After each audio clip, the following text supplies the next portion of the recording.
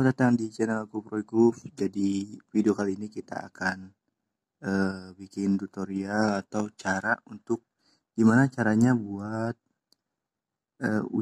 nguji data uji validitas. Nah, jadi uji validitas sendiri ini teman-teman, jadi salah satu uji untuk menguji seberapa valid data skripsi teman-teman. Dan uji validitas sendiri ini patokannya adalah atau tolak ukurnya jika R hitung lebih besar dari R tabel, maka dinyatakan data skripsi teman-teman itu valid. Nah, yang harus disiapin kalau misalnya mau mulai uji validitas adalah yang pertama, teman-teman harus punya dulu datanya atau data dari kuesioner penelitian teman-teman. Nah, kalau udah dapat datanya dan udah nyebar kuesioner, maka nanti bisa diuji di aplikasi IBM SPSS. Nah, ini tampilannya kayak gini. Ini adalah aplikasi IBM SPSS versi 23. Nah, aplikasi IBM SPSS ini gunanya buat ngitung kayak untuk statistik gitu sih sebenarnya. Nah, langkah pertamanya adalah kalau misalnya teman-teman mau uji validitas, sebenarnya semua uji sih hampir sama, cuman beberapa langkahnya doang agak beda. Nah, yang harus teman-teman siapin pertama adalah data dari kuesioner teman-teman. Nah, bisa dilihat di sini, ini ada data Excel, data kuesioner yang udah sebar kuesionernya. Dan di sini saya pakai ada 5 pernyataan. Nah, ini tuh kebetulan untuk kuesioner digital marketing. Nah, ini untuk digital marketing FB. Ini bisa dilihat di sini ada 9 pernyataan, teman-teman. Dan saya pakai sampelnya itu sebanyak 87 responden. Nah, ini angka-angka ini adalah angka-angka skala Likert. Nah, angka-angka skala Likert ini sendiri jadi untuk mengukur tolak ukurnya untuk kuesioner itu sendiri, teman-teman. Nah, jadi setelah disebar kuesionernya, langsung direkap di data Excel ini. Nah, caranya gimana untuk uji validitas? Pertama, teman-teman harus diblok dulu semua ini. Kita blok dulu semuanya sampai ke total. Nah, sampai total ini dan sampai ke 87 responden. Nah, karena saya pakai respondennya itu atau menggunakan respondennya sebanyak 87 responden. Nah, ini langsung aja di copy. Di copy. Nah, setelah di copy, baru kita ke aplikasi IBM SPSS. Nah, di aplikasi IBM SPSS ini sendiri nggak langsung di kopas, teman-teman. Jadi kita harus bikin dulu judul-judul ya tabelnya ini. Nah, ini kan masih var semua. Ini masih var semua dan dibikinnya itu kita ubah di variable view. Nah, di variable view-nya ini kan ada kayak name, type, width, decimal, label, values, missing, column, align, measure, dan masih banyak lagi.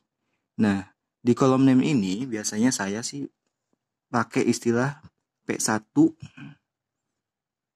P2, P1, P2.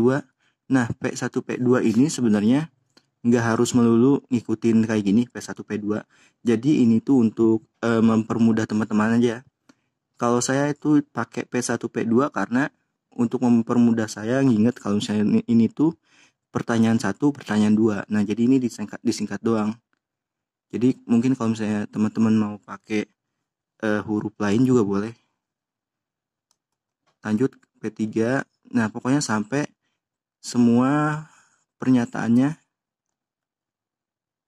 ditulis semua. Nah, ini P6 sampai P9. Kenapa P9? Karena ya tadi di awal saya bilang saya pakai saya bikin pernyataannya itu sebanyak 9 pernyataan. Nah, udah 9 pernyataan ini, jadi langsung total aja. Total. Nah, ini udah kelar dan nggak kelar sampai sini teman-teman. Masih harus diubah beberapa kolomnya. Nah, ini untuk di kolom measure-nya sendiri diubah jadi scale. Tadinya kan unknown. Kita scale ini cukup di tekan di keyboard aja sih. Tekan di keyboard ke up kelewat. Nah, untuk nilai desimalnya sendiri kita pakai 0. Kenapa pakai 0? Karena ya biar satuannya itu enggak double. Nah, sini udah 0 semua. Sorry. Nah, setelah kita udah bikin semua, name-nya udah diganti pakai istilah kita, terus measure-nya juga udah jadi scale, desimalnya udah 0. Langsung kita olah di data view. Nah, sekarang terlihat kan bedanya? Tadi masih var semua, sekarang udah berubah jadi P1, P2, P3, P4, dan seterusnya sampai total. Sekarang lanjut. Ini yang tadi kan udah di data Excel ini udah di copy. Lalu kita pindahin aja ke sini. Dipaste aja langsung. Paste. Nah, ini udah kepaste semua. Sekarang kita olah. Caranya adalah di sini kan ada banyak menu nih. Kita pilih yang analis. Analis, langsung correlate ke bivariate. Nah, ini jadi si P1, P2-nya itu ada di sini. Dan kita harus pindahin dulu ke kolom yang ini. Nih. Caranya adalah kita CTRL-A aja. CTRL-A. Nah, ini udah diblok semua. Tinggal dipindah. Ini udah pindah semua dan langsung tinggal diolah. Cara olahnya ya tinggal oke aja. Oke. Tinggal ditunggu hasilnya. Nah, ini dia hasilnya teman-teman. Kalau dilihat di sini ada beberapa kolom nih. Ada P1, P2, P3, P4, P5 sampai P9. Nah, kolom yang dipakai adalah kolom yang total. Nih, yang ini. Kolom total. Sekarang kita istilahnya gini ya. Kalau misalnya tadi kan uji validitas itu ada patokannya atau ada tolak ukurnya. Jika R hitung lebih besar dari R tabel, maka data dinyatakan valid. Nah, anggaplah R tabel teman-teman adalah 0,200 atau 0,200 kalau di sini ya. Nah, sekarang kita lihat di total ini. Kalau R tabel teman-teman itu 0,200 dan teman-teman dapat hasilnya itu segini. 0,552, 0,375, 0,571, dan di sini kita lihat yang paling kecil adalah 0,371. Nah, angka 0,375 ini itu masih tetap lulus uji validitas. Karena apa?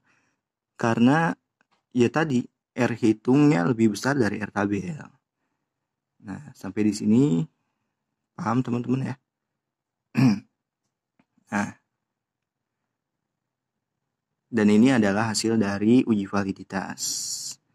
Oke teman-teman, mungkin segini dulu videonya untuk uji-uji SPSS atau uji ini sih lebih tepatnya bisa untuk uji regresi, uji IPA with main score atau CSI juga.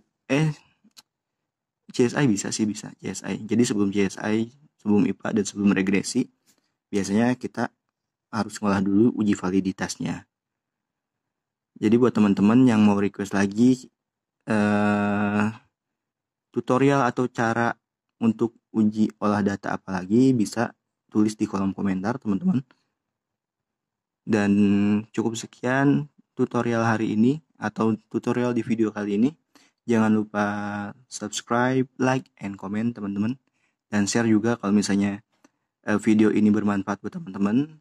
Terima kasih, saya Arif dari Kufroy Kup. Sampai jumpa.